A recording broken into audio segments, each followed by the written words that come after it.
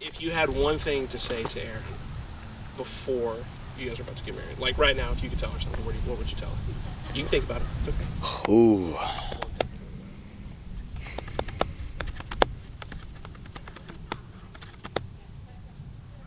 Dude, that's a tough question. I'm not gonna lie to you. That is. I know what I'm dropping in.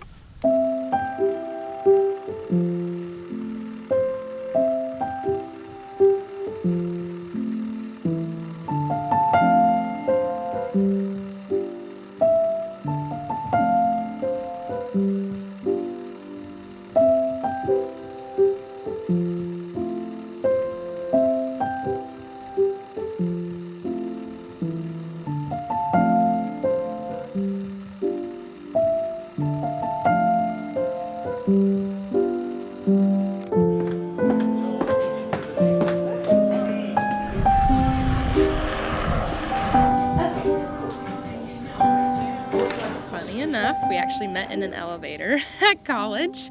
And the first time we met, we were not the biggest fans of each other. So we were riding up and he asked his typical question of, how's your day been? And I was a different person back then, so I just said, fine. And Joel never lets that be an answer. So then he was like, what do you mean fine? Like, how are you doing? And I was like, I'm just fine. I'm just trying to ride the elevator and get to my room. We stopped talking and then he realized he had not asked my name. So he looked at my name tag, which I used to pin on my backpack, and I thought he was being inappropriate. So I whipped my head around and I said, what are you looking at? And then he was like, your name tag. And he got real quiet. And then I can't remember what he was saying, but I took off down the hall. I didn't speak to him again, and then he forgot me. And then we had lunch a couple of months later with my roommate, and he had no idea who I was, but I knew who he was. We had a conversation about swimming, and then we left. He forgot me again. Did she say that I forgot her twice? Yeah, she did. Yeah. Yeah, that happened. Did she say what the first date was?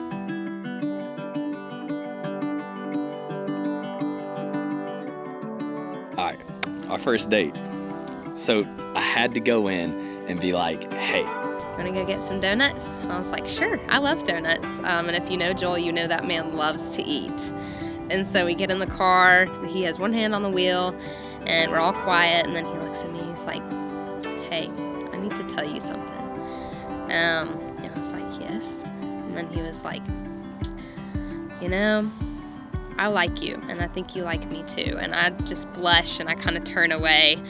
Dog.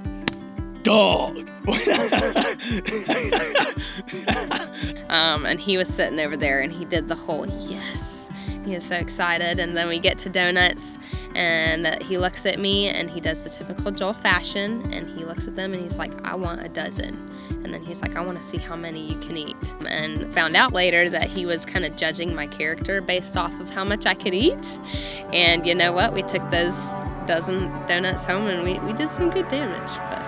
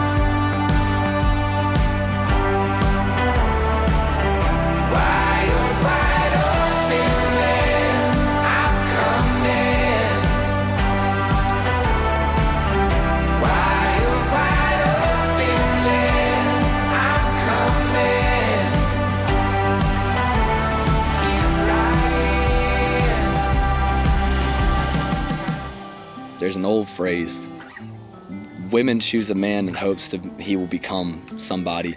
A man will choose a woman in hopes that she will stay the same person forever. I'm excited for the woman you are, and I'd love for you to stay, but I'm also incredibly excited to watch you change and watch what God does in your life. My hope is not for you to stay the same. My hope is genuinely to be there for the change. But I'm genuinely looking forward to not just staying the same, but continually growing and continually changing and working and just seeing how that works. Because I feel like if she changes and God's in it, my love for her will only grow, because God will never change her in a way that would make me feel any different.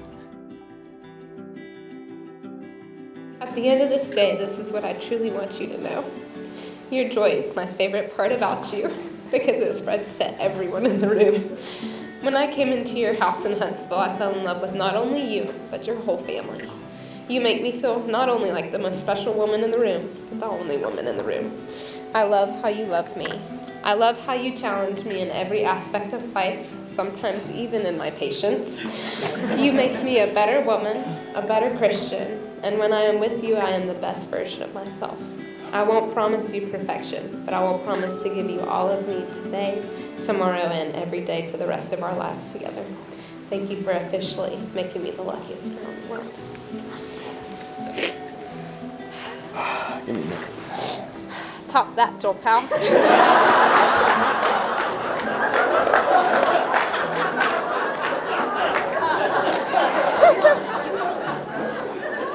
I love this woman.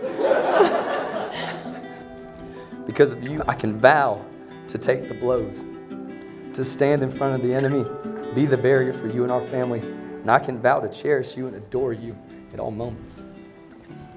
I vow to be your protector and keeper. I vow to give you everything I have, my love, my patience, my heart. I vow to give you all of me, the good, the bad, the goofy. I vow to always do my best to make you smile. And I vow to be the man you need, and hopefully the man you want as well.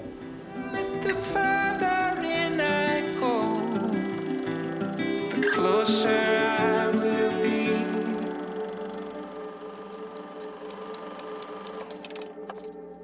Out in the open,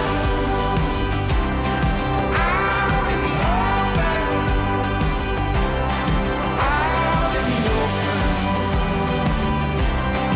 out in the open, wide open land. Wide open land.